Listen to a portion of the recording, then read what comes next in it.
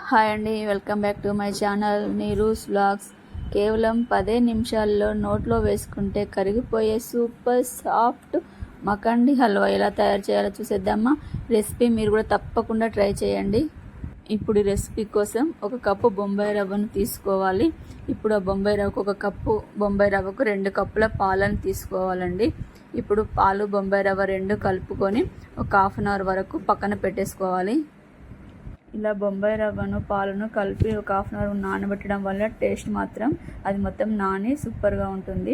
ఇప్పుడు దీని అంతా ఒకసారి కలుపుకొని ఒక హాఫ్ అన్ అవర్ వరకు పక్కన పెట్టేసుకోవాలండి. ఇప్పుడు ఆ స్వీట్లో వేయడానికి కోసం మనం డ్రై ఫ్రూట్స్ని అయితే వేయించుకుందామండి.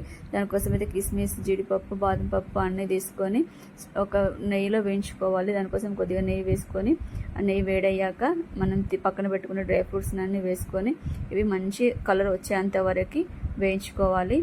ఇప్పుడు వేయించుకున్న వాటిని ఒక బౌల్లో వేసుకొని పక్కన పెట్టేసుకుందాం. ఇప్పుడు స్టవ్ వెలిగించి స్టవ్ పైన ఒక ముక్కుడు పెట్టేసుకొని ఒక హాఫ్ కప్ వరకు నెయ్యి వేసుకోవాలి. నెయ్యి వేడయ్యాక 2 కప్పులు షుగర్ వేసుకొని మొత్తం ఒకసారి లో ఫ్లేమ్లో కలుపుతూ ఉండాలండి.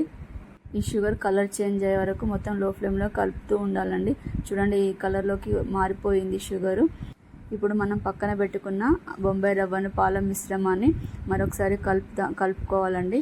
ఇప్పుడు కలుపుకున్న ఈ మిశ్రమాన్ని షుగర్ క్యారమెల్లో వేసుకోవాలండి. ఇది మొత్తం లో ఫ్లేమ్లోనే చేసుకోవాలి. అంటే గ్యాస్ బంద్ చేసి అయినా చేసుకున్నా పర్వాలేదండి. ఎందుకంటే ఒకటేసారి వేసామంటే అది మొత్తం చిట్లి ఫేస్ పైన పడుతుంది. ఇది వేసేటప్పుడు కొంచెం జాగ్రత్తగా ఉండాలండి. చూడండి, మొత్తం ఒకటేసారి వేసుకోకూడదు, చిన్న చిన్నగా వేసుకోవాలి. వేసుకున్న తర్వాత దీన్ని ఒకసారి మొత్తం ఉండలు లేకుండా కలుపుకోవాలి. ఇలా స్లోగా కలుపుతూ ఉండాలి.